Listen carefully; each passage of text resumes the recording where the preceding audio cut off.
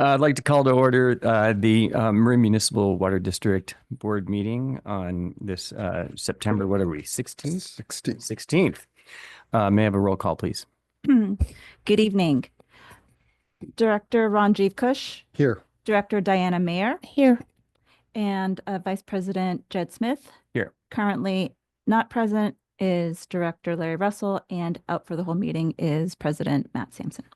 Terrific. And an adoption of the agenda, please. A motion. So moved. Second. Terrific. Any public comment on the adoption of the agenda? There are none. Roll call, please. Director Kush, Aye. Director Mayer, Aye. and Vice President Smith. Aye. Thank you. Great. And we're going to be moving to a closed session to discuss an existing litigation with our legal counsel. Any public comment on the closed session? There are none. With no comments, we will adjourn to our room. Thank you. Thank you. All right, great. We're reconvening the Marin Water Board meeting coming out of closed session. We have nothing to report. And we'll move on to our public comment on any non-agenda items, please. There are none. Great. And then we'll now move on to item number 6, Director and General Manager's announcements. And Larry, on the mic. Wait, no, I have nothing for that. Nothing I was for that? Getting ready for the next one. Okay, you got The- the board committee. Yep. Yeah. Anything? I do have one, Chad. Thank you. So last Friday, September 12th, I was able to join Molly McLean, our general counsel, and Haley Eligio, our principal grant and legislative analyst, for a field trip organized by the Association for California Water Agencies, or ACWA. And the field trip was hosted by the town of Windsor and Sonoma, which manages a water distribution system, a water treatment reclamation plant, and a recycled water system. And the day did include some interesting presentations on water resiliency from Sonoma Water and Santa Rosa Water. Both exercises, not surprised, both agencies have gone through exercises similar to ours, strategic water supply assessment. And I'll just note a couple of items on their water supply priorities. So Sonoma Water, as we know, is leading with FIRO to increase their reservoir storage. They estimate that FIRO allowed them to expand their Lake Mendocino storage amounts by 20% during the 2021 drought. They are also now looking at managed aquifer recharge, which involves flooding fallow agricultural lands with winter water from the Russian River. So those two, to me, seem to be their two main activities with respect to water supply development. Santa Rosa Water is piloting a slightly different aquifer storage and recovery system by injecting excess treated drinking water from the Sonoma Water Aqueduct into dedicated wells for groundwater banking. So, they have this, these groundwater basins that allow for those types of activities, which unfortunately we don't have here. Santa Rosa Water has also studied wastewater treatment for direct and indirect reuse, but they are not yet moving forward with any implementation. So that's lower on their priority list of activities. Now, Ben always says the interesting stuff is on the wastewater side. And that was actually the case for this field trip. There were two nice innovations that we were able to tour. The first is the city of Windsor is building a pyrolysis plant to convert the biosolids from their wastewater treatment facility into biochar, which is a value-added product for a few different industries. So it actually becomes a resource. But their main motivation is not the resource recovery angle. It's really the long-term cost savings, because it's getting harder and harder and more expensive to find sites for disposing biosolids. So they're actually investing in this big new system, which will generate revenue at some point, but the revenue is not the main driver of this. It's to avoid increasing expense with disposal of biosolids. Now, the second interesting project on the wastewater side was at the Russian River Brewing Company in Windsor, which was a really nice way to end the day because we got to do some tasting. But we also toured there. They have an on-site aerated membrane bioreactor wastewater treatment system, which was I found really interesting. In this case, it's their system is from a company called Cambrian. I'm guessing, I don't, Larry, Ben, you may know about these sort of modular membrane bioreactor systems. And they combine that with RO to produce high quality water for reuse that serves all their cleaning needs. So they can recycle and then reuse that water for a lot of their operations. But again, that was not the motivation for investing in the plant. It was because the long-term costs of getting rid of their wastewater from their operations and even their ability to do that was becoming limited because their wastewater has a lot of chemical contamination from their cleaning systems. So they're actually being pushed into this on-site treatment as a way to continue to operate. So although they can benefit from that because of the retreated water, that's not their main driver. So I thought it was just, two classic examples of regulation driving innovation in our space. So very interesting. Cool. Thanks for doing that. Any report outs? No, the only thing maybe of interest is I took a tour today, the tour that the new employees take of the watershed and different functions in Marin Water, and it was great. I really enjoyed it. I highly recommend that all our new employees do it. Wonderful. Terrific. Ben, any comments for us?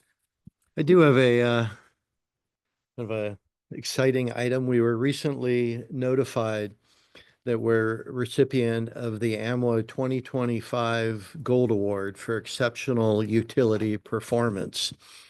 This is a national peer recognition program that took many, many years for the industry to develop, and it's very kind of prescriptive. It's based on 10 attributes of an effectively run utility that includes things like customer experience, financial viability, infrastructure investment strategy, operational optimization, workforce development, all the things that we do and talk about, a very detailed application.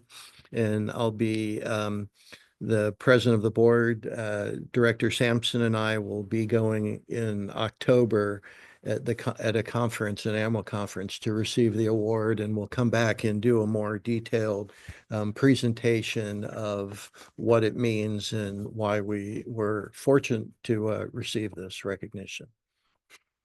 Wonderful. Well, that's validation of a lot of hard work, and I think our customers and staff should be proud. I know I am. Yeah. Ben, did we apply for that or?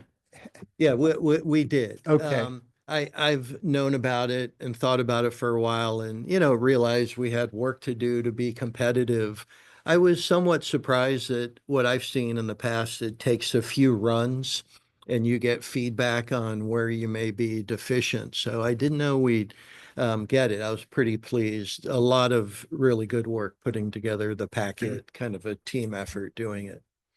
Yeah, that's great. And this is the the Association of Municipal Water Agencies. That's right. But it's actually broader than that, the program. So we're getting it through them. There's other avenues, partners. EPA, for example, has historically a big piece, and they're on the review panel for utilities, that sort of thing. So this really is big, but it's also, at the end of the day, peer recognition, where you have your peers around the table, and that all along it was important not to dilute this recognition by giving it to folks that just don't meet the bar. So it's felt pretty good. Do they award it every year? They have the program every year. I don't know there's necessarily awardees every year. Yeah, it's cool. Super encouraging. Really is. Thank you. Yeah. Committee reports, number 7. Okay, it's not a committee, but I Okay. attended the NBWA meeting on Friday.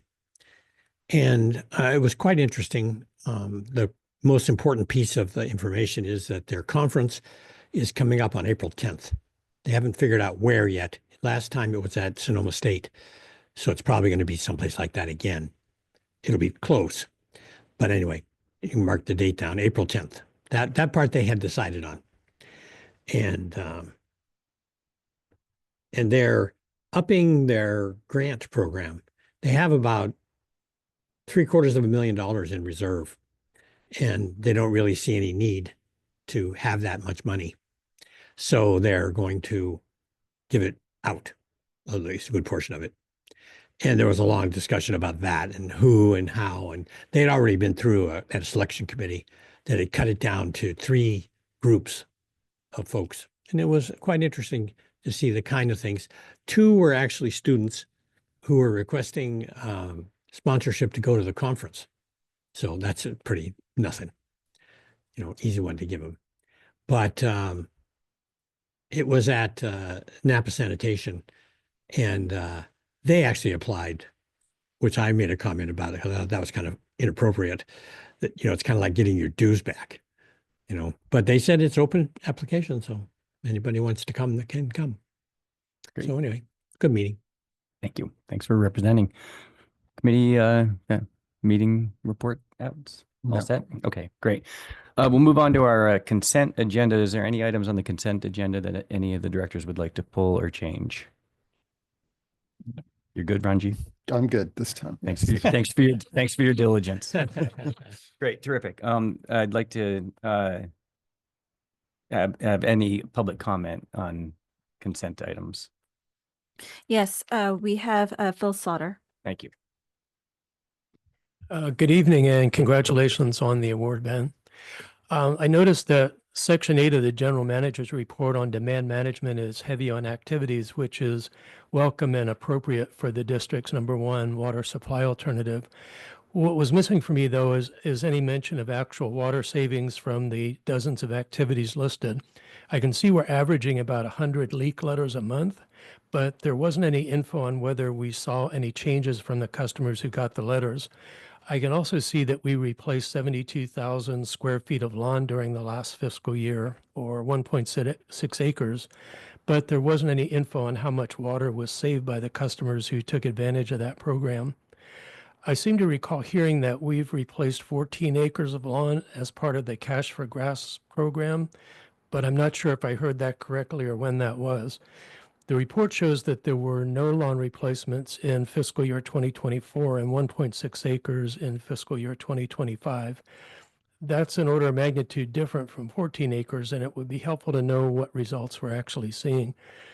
We know that half our residential potable water is going to lawns, and if we're actually replacing less than 2 acres of lawn annually, that would suggest we need a closer look at return on investment or perhaps a different strategy.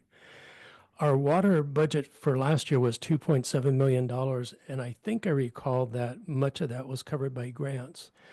If district customers are paying the $2.7 million, it would be fair to let them know what they're getting in the way of results. And if we're funding our conservation efforts through grants, it seems that the grant makers would also want to see what results are coming in as a result of the grant award. I'm thinking if we could pick out even 1 or 2 of our conservation efforts and attach a numerical outcome in the form of gallons saved, I think it would be helpful in targeting our efforts more effectively. And finally, it looks like we're off to a good start for the first 2 months of this year with 20,000 square feet of turf replacement during July and August. That's nearly a half acre so far.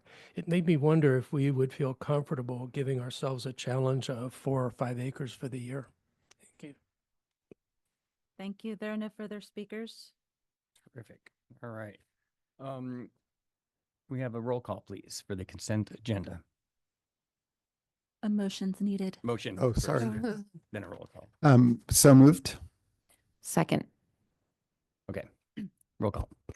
Director Kush, Aye. Director Mayer, Aye. Director Russell, Hi. and Vice President Smith. Aye. Thank you. Great. Thank you. Moving on to the regular items, we'll have General Manager Horenstein will be presenting an update on our strategic work plan.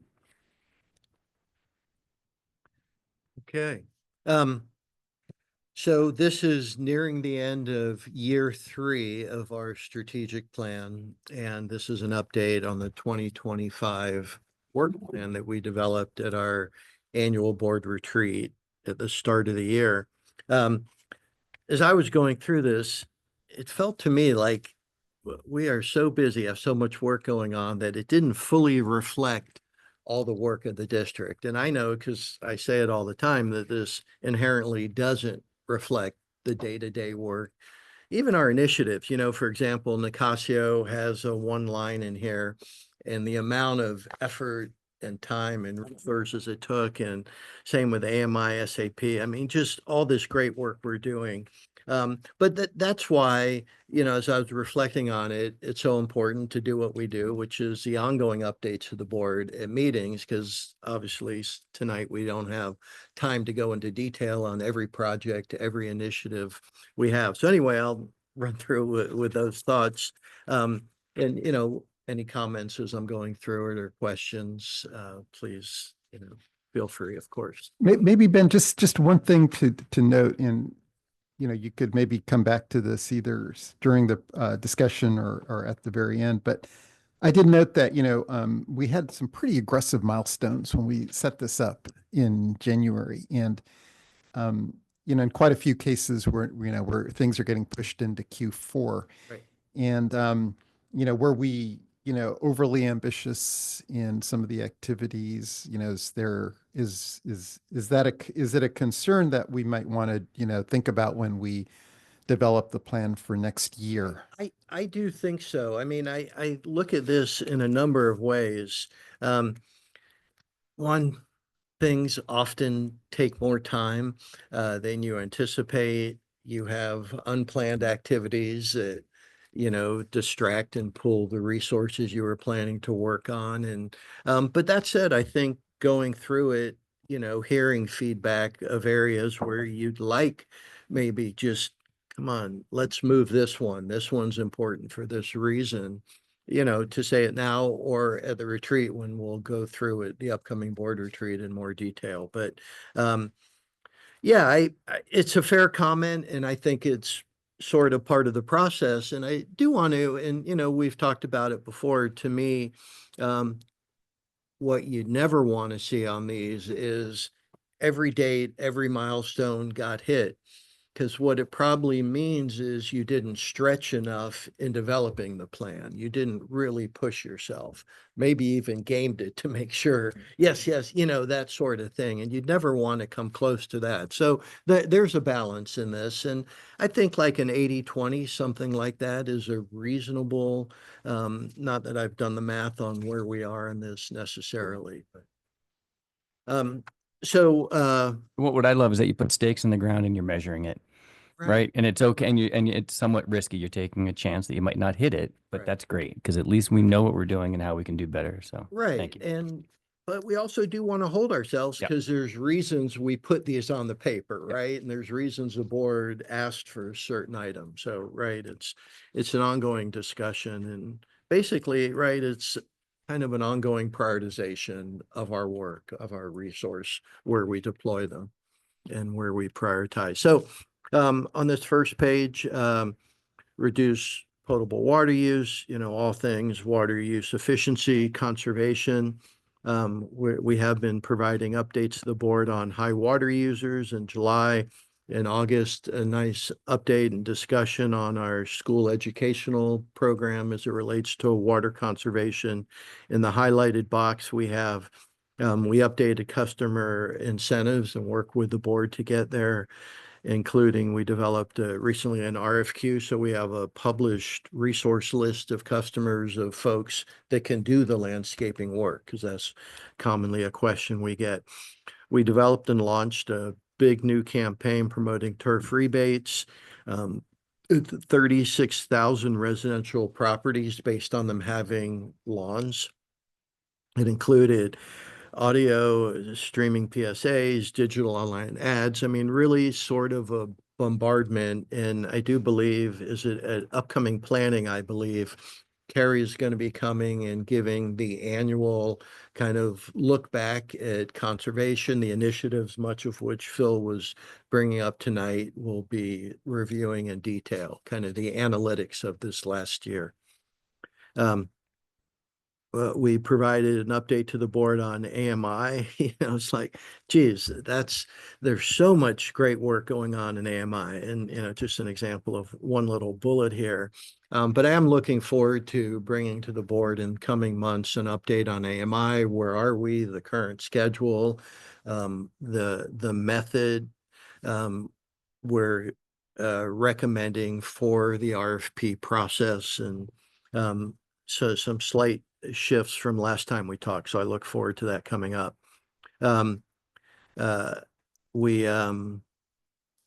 Leak detection, we did pilots, and we actually recently did purchase a kind of newer acoustic device out in the field that we're using, that we're having more success in. The equipment we had is kind of a new generation, working well for us. The continuing in water efficiency.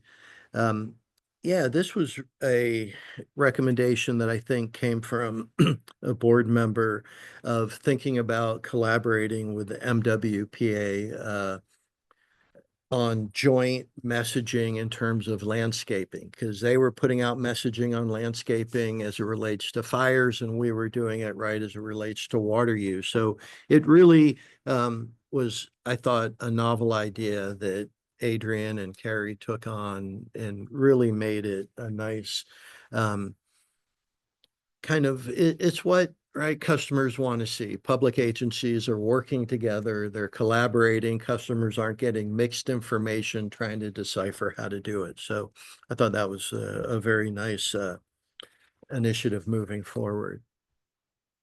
Going back, maybe just Yeah. mind if we go Yeah, yeah. chat as we go No, along? definitely. Let's have Anyone have just a any questions on this conversation. piece, Larry? I would love it if we can add a KPI, a key performance indicator, on looking at the number of tier 4 customers we have and how many we have reduced over time. So how can we measure success of water efficiency for the high water users? And then we can figure out how we do it, and you guys can figure that out. But let's see how many are out there, how many single family houses are in tier 4, and are we reducing?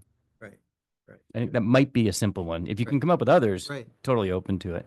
Any comments on why the AMI RFQ was delayed a quarter? It was supposed to be Q3, Q4, because that, does that mean end of Q4, or when should we expect responses? Just know Yeah. we're watching it. Yeah, no, really it's a important, good right? question. I Every don't quarter have counts. the exact answer. I do know that we kind of pivoted a little bit on the kind of design of the RFP for kind of procurement reasons, and Yep. we'll brief the board in maybe the next month or so Okay. on where we are. And I think we're getting very close to launch. Great. But Okay. appreciate the comment. Right. Great. Thanks.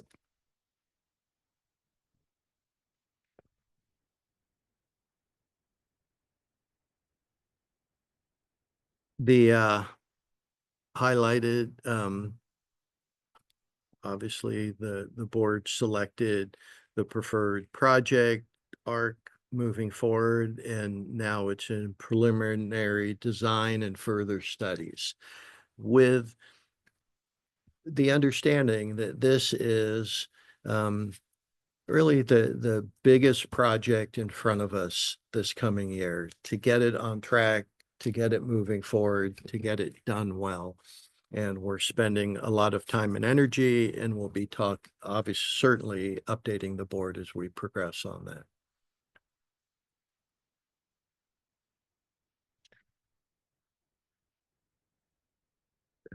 Here we have highlighted the Sonoma Water Agreement renewal. We expect final sign off and full execution by October. So now all the parties, and it's Sonoma Water. It's on their plate to bring to their board for final execution. But that was, as we've talked about, and sort of celebrated. I mean, it was a big lift for us to get what we needed out of that agreement, not just the 15 years, but the language that really facilitates moving forward with ARC and other kind of partnership efforts.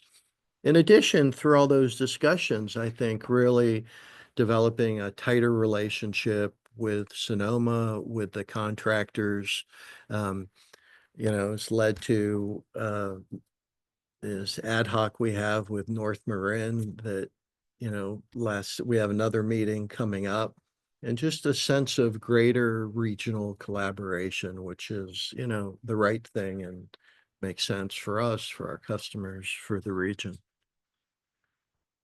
Great.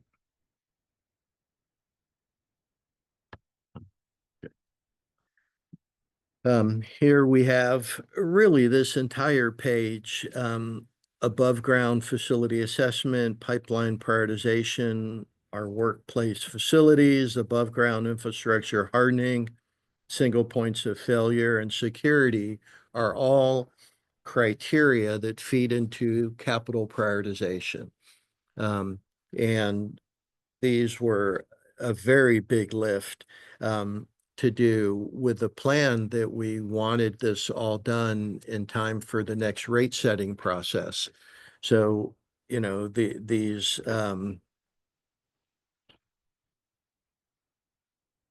need to move forward. They're quite important and a bit lagging. But I do think we're on track, and we'll get there to have this done in time to give the board a good picture of, okay, where are we with our next kind of big capital planning effort we have coming up. Ben, before you go on, just if we could go back quickly to the last objective under goal 1 on high quality water provision. I just, the sort of the restructuring of the water quality lab and the collaboration with North Marin Water is, that seemed like an important step, towards all, to our partnership efforts. Is that still moving forward?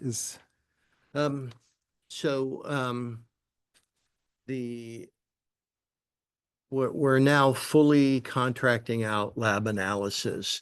North Marin was delayed with their new admin building for an extended period, which includes their lab, and they're moving to get lab certification. And then I think at that point, this will be a pretty slow migration, and maybe they'll end up taking some and not all. I think as we're getting into it, there's a little hesitancy of, I think the dynamics I'm appreciating a little bit. It would be almost like East Bay Mud asks us to take on their analysis. It just feels big, very big to them. But also I think an element of, well, what if there's problems, kind of thing. We don't want to be, so I think it's a process. So the revenue side may not be as compelling, it doesn't push, there's still those other risks or I just think hesitancies. Hesitancies is a fair word. It's just seems to be a very big idea for their board that's going to take some time, and probably start small with maybe routine back T analysis kind of thing. And then, but in the interim, so we are now, as you see, we are contracting those out we to are, yes. other labs. And Okay. we've deployed the freed up resources to other critical areas.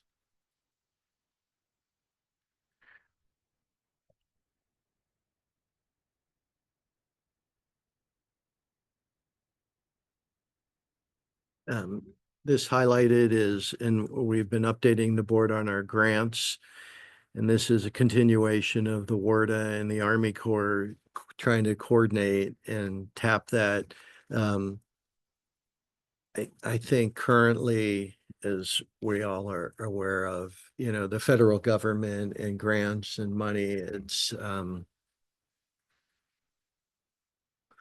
there's not a lot to say other than what we all know. So we'll just have to see how this goes. It's really, the uncertainty is, it's never been like this. So we just don't know.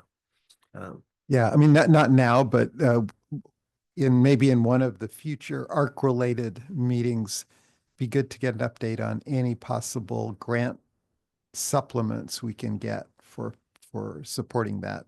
And the state may be more viable at this point than federal, but be great to hear from Sean and Haley on what the opportunities look like.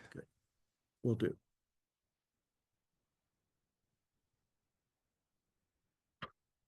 Okay, this one we've knocked a few off. And I just call out these on-call contracts just from a kind of small issue, feels somewhat routine. On the other hand, it's something we've never done before. And kind of a small change on how we get support has really increased efficiency and effectiveness on projects, be able to move quick and adapt. So I thought this was really a nice move that Alex developed and has really enhanced our ability to get work done.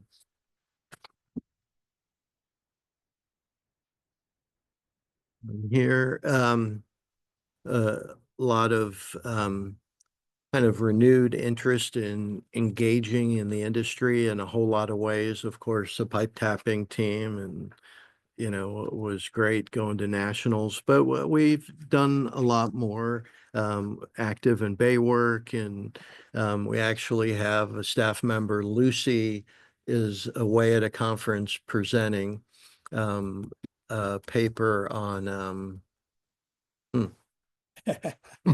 Something interesting. yeah, it'll come to me. But anyway, it just is not something I think 5 years ago we were actively out there submitting abstracts and doing these presentations. And it's really such a key way to develop staff, to get out there, get some peer recognition, engage with your peers in the state and nationally, and learn from them as they Speaking learn. of peer recognition, what's Lucy doing? It's later in the presentation. I Okay, think it's cool. under goal 5 that's Thank you. called out. Yeah. Oh, okay, look at that. Thank you. Mhm.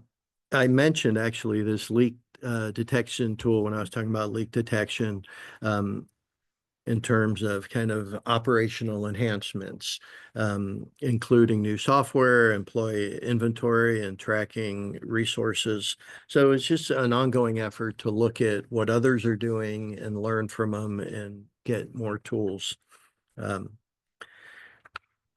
Energy load study. This is, moving to electric charging stations. Just that's in process. We'll see what we'll need to do both here and across the street and potentially at Sky Oaks as well to put in charging stations as we move to electrify our fleet.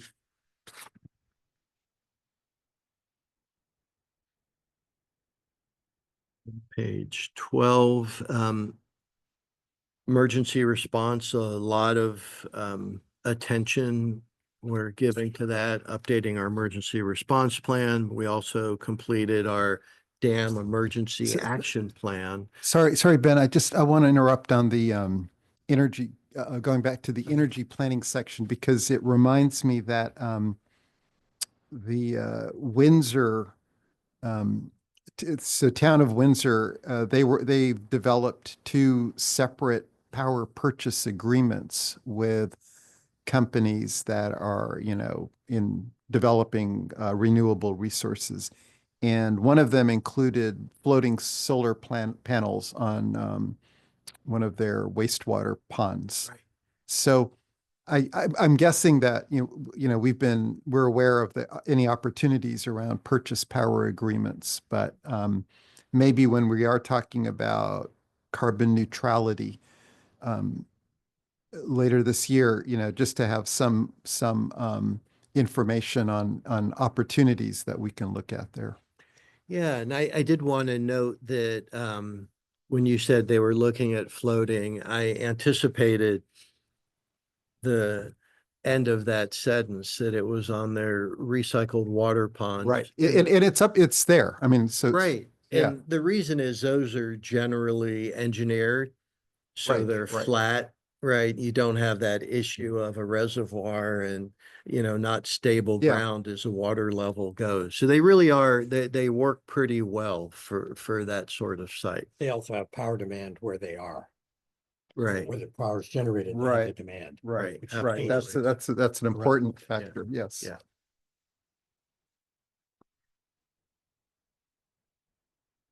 EAP training, I mentioned that.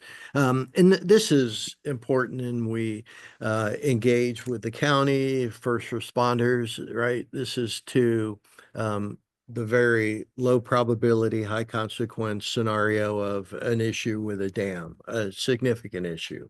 What do you do? Who do you notify?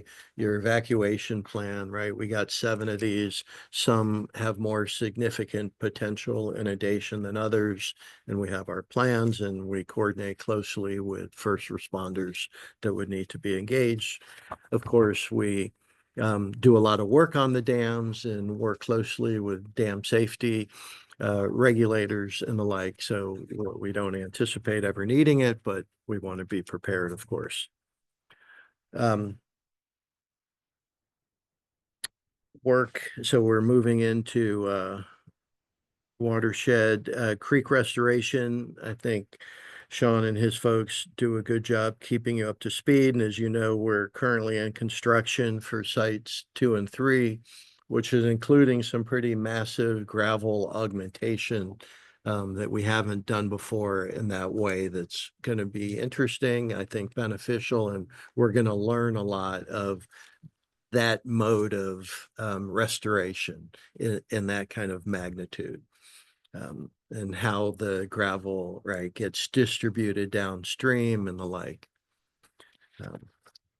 Just on that, I think we say this after every presentation on the Lagunitas Creek restoration, but the opportunities for learning, as you noted, are huge. But then sharing those through, meetings and I mean, that would be an amazing resource to give back to the community. So we say it all the time, but I hope that we really do follow through on collecting the data and then presenting it at all the It fora. is a great point, because I mean, I think organizationally we do a lot of great work, but in terms of being leaders in the industry, the work on much of the work on the watershed is really leading the entire industry, and getting out and sharing is something that we talk about, and I think Sean looks for opportunities.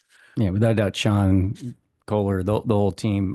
Lagunitas Stack is a pretty remarkable group of multiple agencies that are all working on this. So I think a white paper might be due if it isn't already in the works. Nicely done. Okay, continuing on the watershed, as you know, 2 prescribed burns. Again, one little sentence, but the amount of work and really leading the county, if not, I don't know, the state, maybe that's a stretch, but certainly the region in moving forward with these. I had lunch with Chief Weber, Jason Weber, recently, talking about, how do we really scale up, and what are the resources that it would look like to scale up in the way we would like, in the way he would like. So, that's going to be an ongoing discussion of really thinking about that. But, right, it's great. You do 20 acres here and 40 here. What that does is really show it can be done. We can do it. And now what's it really look like in the plan to do it at scale? So, the BIFA, again, continue to meet our objectives. Those are very heavy KPI in the BIFIP itself, and we meet them year after year. We did the land bird study this year, and again, some prescribed fire in terms of resources and workforce development in the watershed. we had one of our trainees compete Academy and others in progress, and we have AmeriCorps support and really just Climate Corps. I'm not sure how Sean and his folks do it, but they really are able to bring resources to bear in a super cost-effective, collaborative way in an ongoing basis. The regional partnerships, we can. We did bring the one TAM MOU and had discussion with the board, and that was great moving forward with that, and just continuing and kind of looking to build on what we can do as a region more than singular. And I think that's an ongoing discussion and really a great venue. For example, that's really where we're engaging. I mean, we do it on projects, but with Indigenous Rancheria, Grant and Rancheria, through the one TAM, and they now participate and are engaged, and that will evolve over time. We have the Redwood Trail Alliance that we've talked about that now is helping us with trail restoration, and that seems to be going pretty well. This little small note here that after 7, 8 years of efforts and fits and starts, we established a e-bike class 1 pilot for 2 years. To me, this is a huge movement forward. To many, I think it didn't feel that big. To others, it felt tectonic, but just in terms of opening up access, but also just managing what had been just really a sort of nutty situation out there with e-bikes not allowed, but all over the place. So now really, right, for the first time, we have this legal allowance of e-bikes out on the watershed that makes sense, and we'll be getting an update soon on how that's progressing. But I haven't heard anything bad, so I think it's going fine. But in terms also of the BAT study, how that study's going. Have the stakeholder meetings started? Yes, And they're quarterly, is that right? Okay, great. Yeah. I think that's as important as anything here. Absolutely. Thank you. I think there's one coming up. Is that right? Yeah. Great.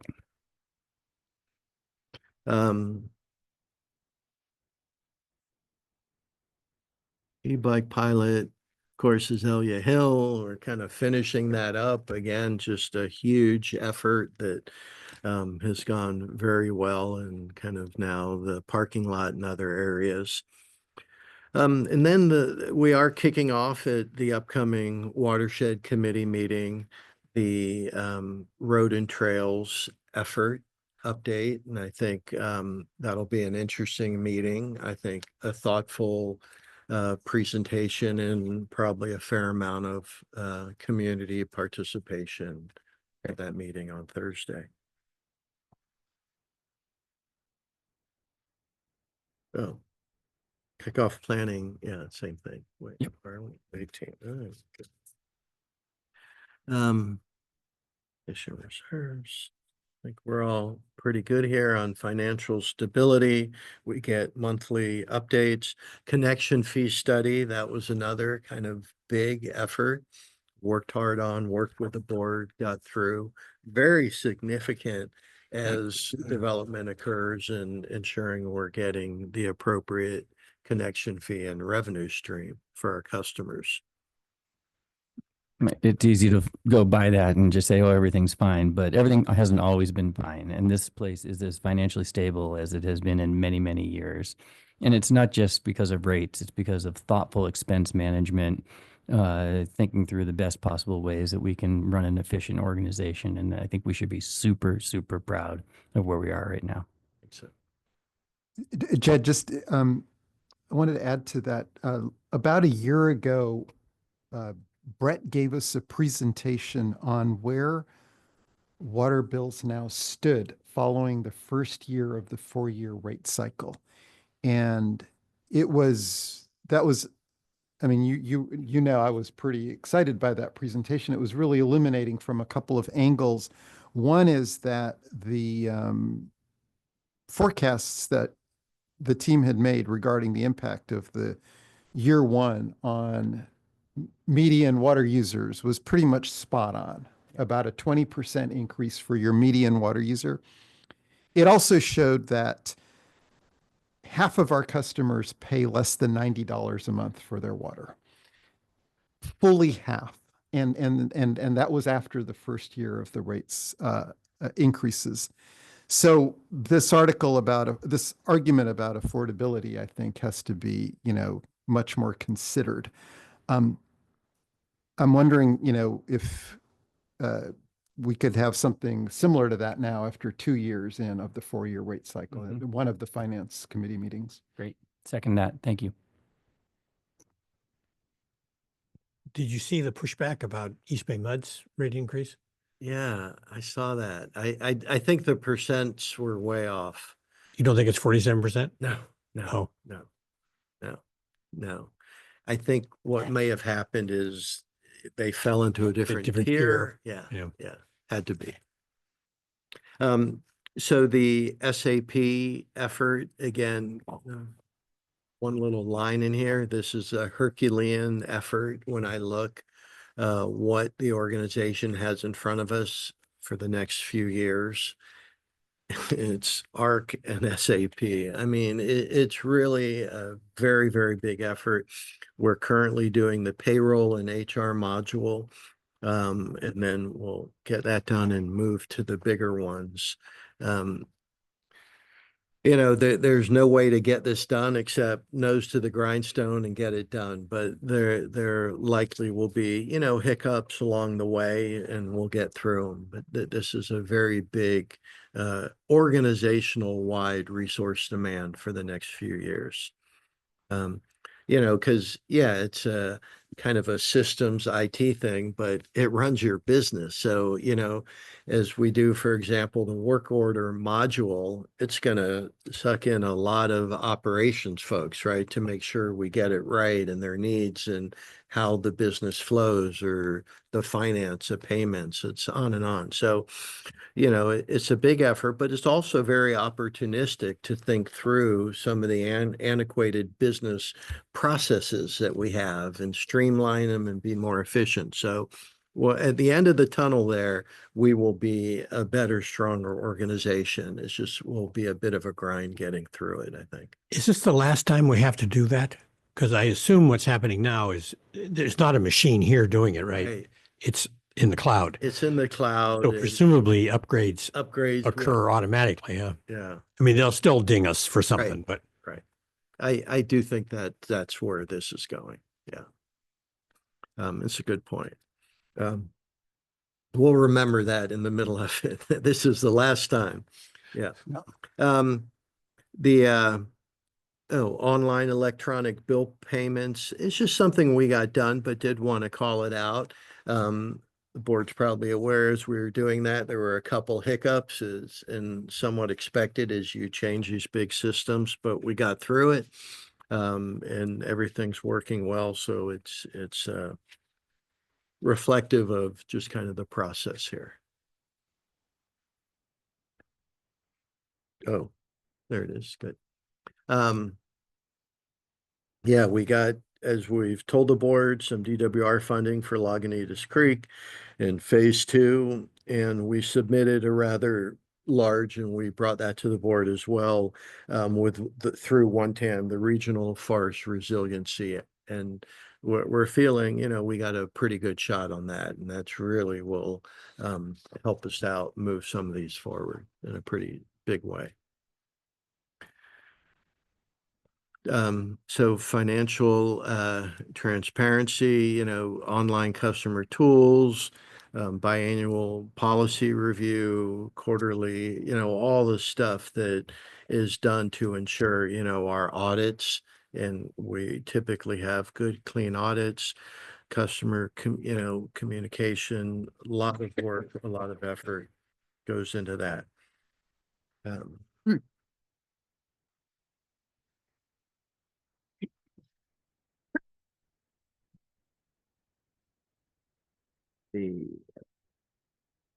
It's what we've talked a lot about, the recruitment efforts we're doing, and I think that's paying off with, from what I'm hearing, the pool of candidates.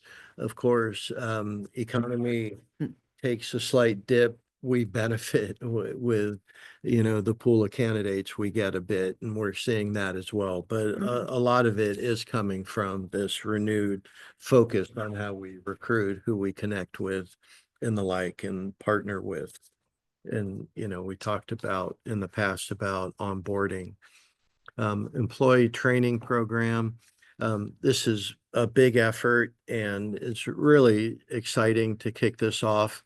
It looks like really the initial emphasis is going to be updating and building upon our kind of leadership training programs that we have, and really think about what's right for supervisors and managers, senior managers alike, for leads as they start to move into that.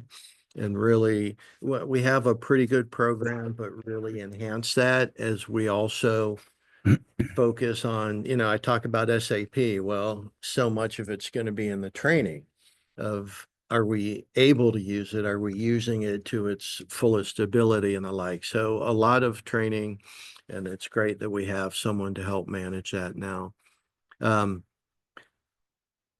What we also recently did, and this was super well received, just kind of an internal interview, best practices to help candidates that were interested in promotions, and they really kind of appreciated that, kind of direct support in their career development in that way. Great. Employee engagement, we've talked about the Ripple. This past year, we've launched 2 programs, or the Ripple Committee has launched 2 programs.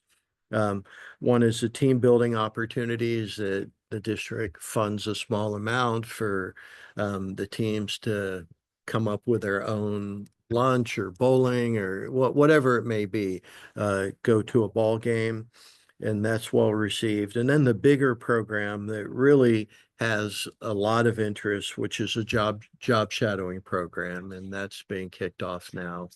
And it's really, I think will go a long way, not just kind of helping folks in career development, but also, just someone that is curious of what goes on in the treatment plan on a grave shift, or, what goes on in the watershed, just to see the broader district and not just be limited to a cubicle or an office in the admin. Well, I think this is a massive turnaround, and we mentioned this in the meeting where Vicki reported out, but the cultural shift that I've seen in 3+ years, or 3 years here, has gone from one where there seemed to be a lack of trust and a lack of partnership between the organization, that feeling of silos, to one where people feel included, supported, both in their career and in their specific jobs.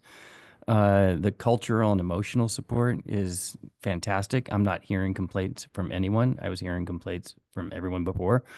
You really have turned this around. You listened, and as a group and as a team, I think this has transformed this to be a place where people enjoy, want to work here. And it's no doubt a big part of the reason why, instead of people leaving, which they were when we got here, they're wanting to come here. And when you have happy, productive employees, everyone does well, especially our customers. So this is a massive, unsung, heroic effort of the last year.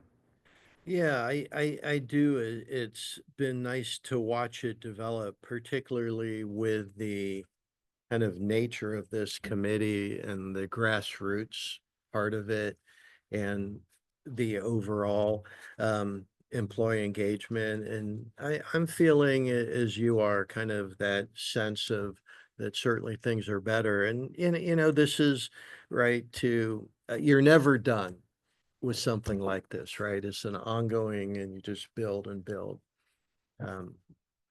Safety, right? The most important thing we can do here is ensure folks go home, right? Safe. And we are putting a lot of effort into our safety program. as we're required to do, but looking to go beyond the requirements. And really, the key is, embedding it in the culture. And I think we're really doing a nice job with that. Ben, just on that point, I'm not aware of significant workplace injuries, or that, at least in the time that I've been on the board. Is that generally the norm for water suppliers? Are we better in that regard? I'd say in my experience, wastewater is a different world in terms of injuries and potential injuries, a lot more hazards, dangerous gases, more chemicals, more kind of mechanical intensive operations. More That's- bacteria. Right, right. That said, the work we do, we're in the road a lot. Mhm. So traffic is, to me, kind of the primary traffic management and safety in the roads, right? Main breaks are always in the street, right? And we're out there in the middle of the night, right? So I think we do a really nice job on that. And then we have other, the trip and falls, or, ladders and that sort of stuff, and confined space entries. We don't have a lot of them.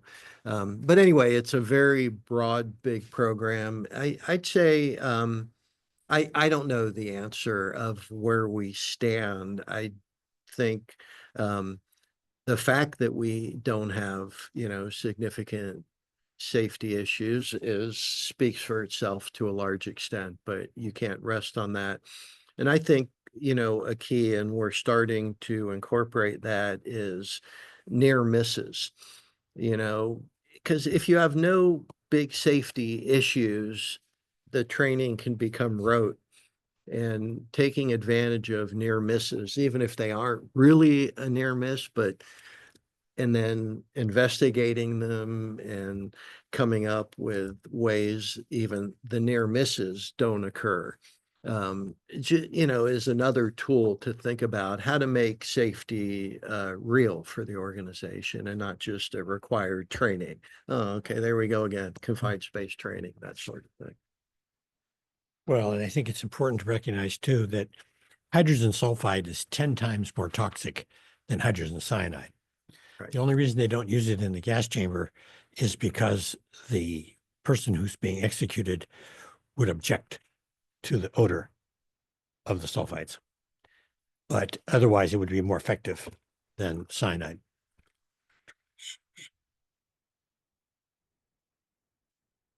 You heard about Burbank, huh? And the 3 guys going down in Burbank recently, I mean, like last week. 3, first guy goes down. And the problem with Oh, sulfide, yeah. it kills the olfactory nerve. Yeah. So when you can't smell it is when it's the most dangerous, because you think it's not there, but it's actually killed your smell. Then the next guy goes in after that guy, Right. and the next guy goes in after him, and all 3 died. Yeah. Not super uncommon. Yeah, one of our It's- guys was talking to the general manager down there about that, and he said it was the hardest week he's ever had, talking to 3 families about what happened, Yeah. why it happened. Yeah. And it shouldn't have happened, No, it's going to be harder when the criminal investigation. Yeah. Oh, God. Like real deal.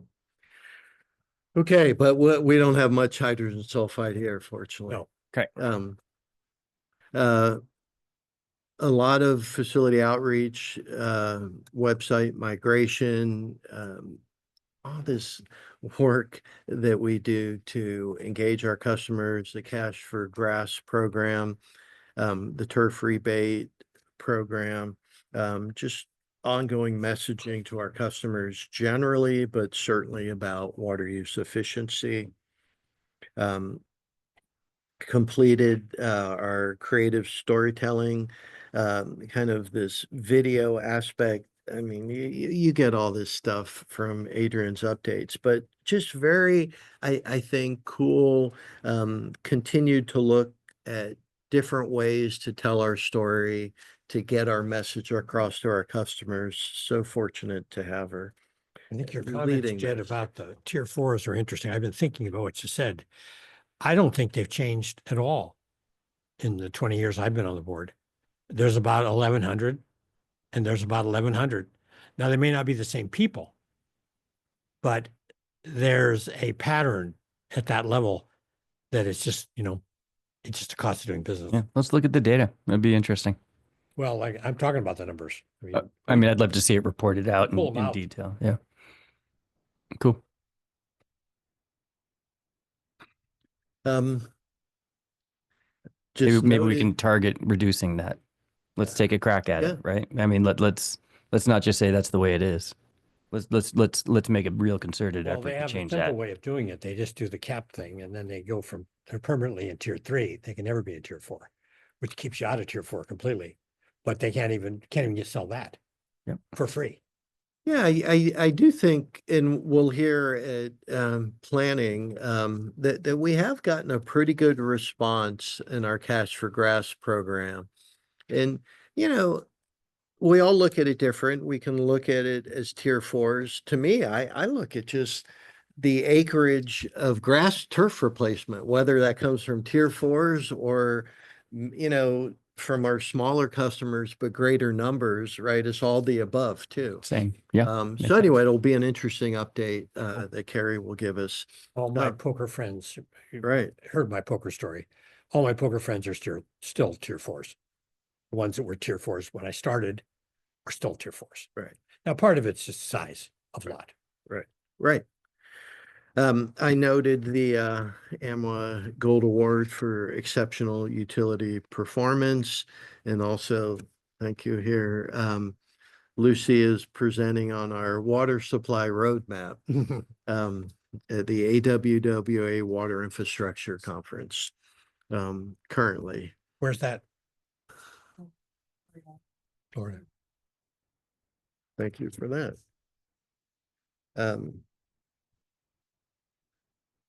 That's it. That's it. Okay, that's all we have. Amazing. Just, Thank you. just a couple of more comments, Jed, before you shut my microphone off. Oh, no. Ben, I feel like on technology, innovation and process improvements. Mhm. One, I think, I wasn't sure that we're continuing with IL utilities under academia partnerships. Are we continuing that relationship with IL, or did we decide it just wasn't really paying off? They were sort of like this innovation clearinghouse or Yeah, so we did, and we joined for a year and we assessed it and we had a lead in-house that attended. And we found that generally, there wasn't a tremendous value there for us. And I do think a lot of it may be on the wastewater side, just as you talked about earlier. There's just so much technology development going on there.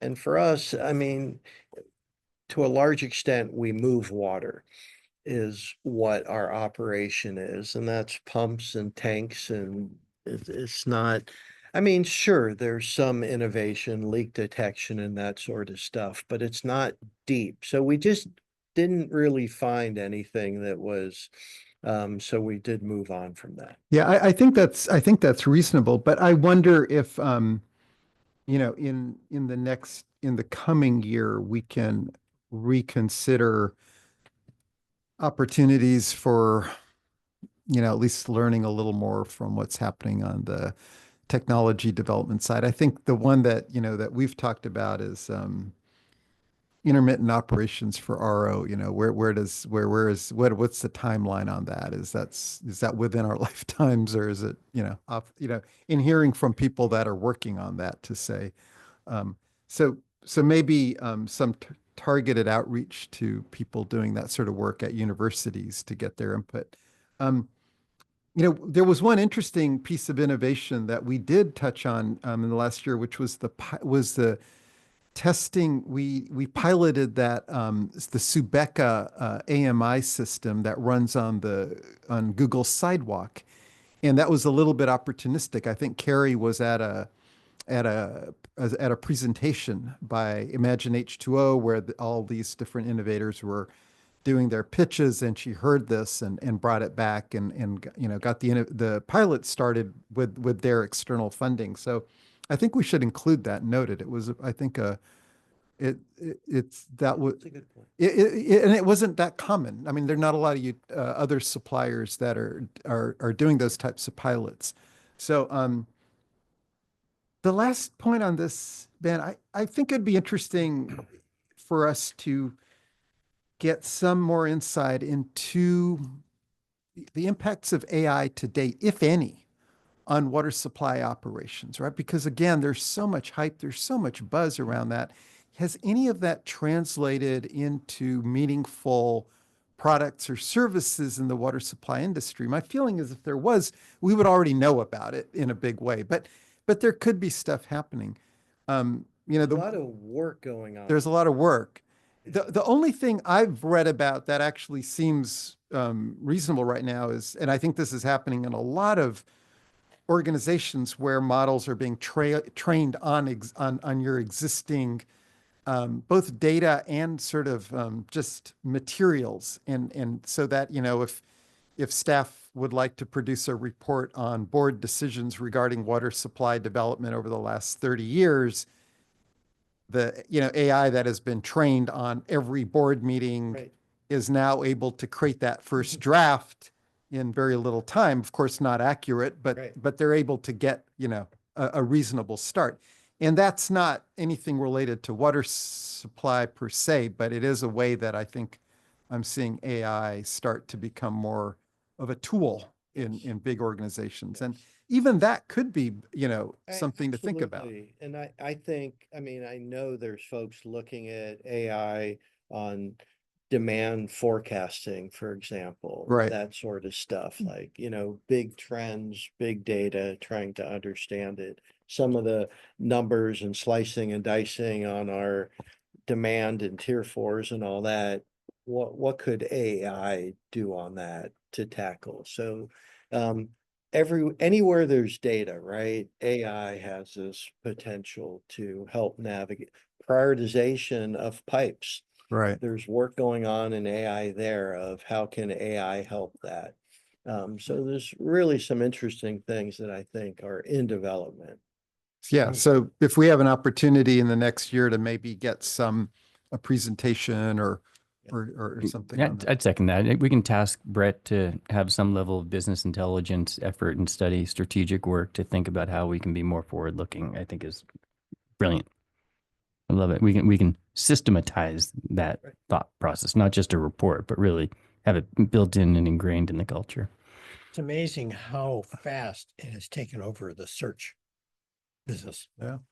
I mean, it's all AI now, whatever that means. I'm not exactly sure the difference between algorithm and AI, but it seems to me they're pretty close. But, it comes back in a way apologetically. It comes back and says, I might have screwed this up, but here's what I found. It's kind of a funny lead into it, but they've done a lot to change that. And, that was just like that without any real push. It was automatic change. So just to note, you're currently being or you will be surveyed for your potential availability for a board retreat. And we're thinking to try and get it on, if we can, kind of mid-December-ish we're kind of dragging it out, and all of a sudden we're in February or March, and get it, I think from a calendar standpoint, it would work well if we're able to. And we would develop the next annual work plan, but also I think we'll have some time in the afternoon to explore some topics deeper. So if you have thoughts, get them to me. Great. Love it. Let me tell you one. I'm in Santiago, Chile from the 6th to the 20th Oh, of December. So Okay. that's pretty much the middle of December. oh, well. Earlier would be okay. if you- You're thinking March next year? Oh, no, Sorry. I was saying ideally we This- do it in December. Okay, got it. Because that way it just kind of Yep. the annual year cycle Okay. would work well, kind of wrap it up in December, and then we're moving it into the start of the year. Yeah, But maybe yeah. it could be the start of the year before, Yeah, you know. yeah. But like I say, early December would be Yeah, there's okay. Aqua early December. Yeah, that's the thing. Always something. Okay. And we'll review the strategic plan at that time. Is Yeah, it okay? yeah. That's fantastic. The That's great. strategic plan, Yeah. where are we? What Yeah. is kind of really picking up Yeah. Director Cush's early comment of what has lapsed a Yeah. bit and relative priorities. and sort of stuff. Great. 6:20. Great. Diane, any other comments? Diana, Larry, anything else? No, thank you for this, Ben. I love the fact that we have these work plans, that you report out on it, that we took the time to do the strategic plan in the first place, which hadn't been done in quite some time, and that we're measuring ourselves, and we can always do better. I lean back on the investments that we're making. Some are quite tangible in terms of tanks, in terms of pipes, and upgrading the infrastructure and the capital investments that we have made. The upgrading of our systems in this organization is an historic investment in every part of how we interact with each other, how we interact with our customers, and how we perform better and be more productive. And the work that you're doing with the staff to help make them productive as well. There's no doubt we didn't mention it. As far as I'm concerned, we are still in a crisis. We are still have drought facing us. It hasn't rained in quite some time. We have no prediction of when it will again. Maybe little bits here and there, but we don't know that we're out of it. And I think as we think about the high stakes poker that people may be playing with water use and waste is something that's super scary, and the vicissitudes of change that may happen when people see drought, and the collective resource that we have and that we need to take care of, I think will change if it doesn't rain again, when it doesn't rain again. So we have an awesome responsibility, and I think you're handling it extremely well, and we'll do our best to continue to serve. Any public comments? Yeah, we have a couple, Phil Sauter and Larry Minikis. Thank you very much for the presentation. Again, I'm glad to see demand management at the head of our strategic work plan. I didn't see a mention of our current use of 106 gallons per capita per day is exactly the number that we're projecting for the year 2045. I keep getting hung up on those numbers because I'm sure it's not our strategic plan for demand management to be even in 20 years with where we are today. I'd like to see those numbers somehow, teased out. I was glad to see mention of the high water user presentation on July 22nd Planning Committee meeting, at which there was agreement to bring that presentation forward to the full board. That presentation showed clearly that providing high water users with either alternative landscaping or alternative non-potable water supply is key to managing demand. There was a mention tonight on the first slide that developed a new campaign targeting the top 36,000 residential customers, or about 70% of residential users. But at the super user presentation, it showed that the top 10% of residential users, or 5,000 customers, account for 30% of our water use. If we were to look at their bi-monthly use of those customers, I think we'd find that those 5,000 super users account for about half of our outdoor water use. It would seem that a clearer focus on that 10% of customers would yield quicker results than a softer focus on 70% of our users, but maybe not, and maybe it's really worth trying getting those middle and lower range. One thing I think we could do, even without AI, is to take a look at those super users and do a seasonal curve on their usage. If you can see those peaks or those spikes in the summer really going up for those 5,000 customers, I think you'd know that that's where the potential is. Conversely, if you see high use for 12 months in a row, I think you've spotted a leak customer. So I think even without AI, there's some data that we can analyze. And finally, it's been almost 2 months since the planning committee meeting at which it was suggested to bring the high user study along with information on commercial, institutional, and irrigation customers forward to the full board for public discussion. I noticed that in tonight's strategic demand management plan, there are a number of quarterly schedules that got replaced with later quarters. And I really hope that the board review of high users, commercial, institutional, and irrigation users will not see a similar delay. I think, as Director Smith said, it would be good to have some tightly focused demand management programs in place, evaluated in place before the next drought. Thank you.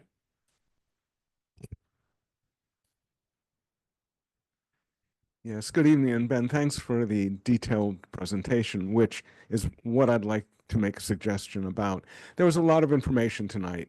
There's over 5,000 words in this presentation, and I'm wondering what the real objective was here other than informational. And what I want to suggest is breaking this up into perhaps 4 pieces, maybe 2 per evening, maybe all 4 in the evening, but so that you actually have different sessions, so that you're discussing water supply and efficiency, and then infrastructure, energy, and emergency readiness, and then watershed, biodiversity, and recreation, and then finance, organization, and customer experience as individual modules, so that then there could be some feedback from either the audience or from the board. And that's my suggestion. Just there's so much information here, and we're trying to digest a really big thing. Thank you. There are no further speakers. All right, terrific. Future meetings. Yeah, just making sure that's off. Good evening. Just want to let the board know that Thursday we'll have the Watershed Committee meeting with the workshop focus on the road and trails. I think the kickoff and some, if I'm understanding that correct. Next week, we'll have our Planning Committee meeting on Tuesday, and we'll have our Finance and Administration Committee meeting also on Thursday, and that is a duly noticed meeting. Also for regional meetings, we'll have the Tamales Bay Foundation meeting tomorrow at 3 p.m. And the North Bay Water Reuse Authority has a meeting on the 29th at the end of this month. And that's all I have. Great. Thank you. Meeting adjourned. The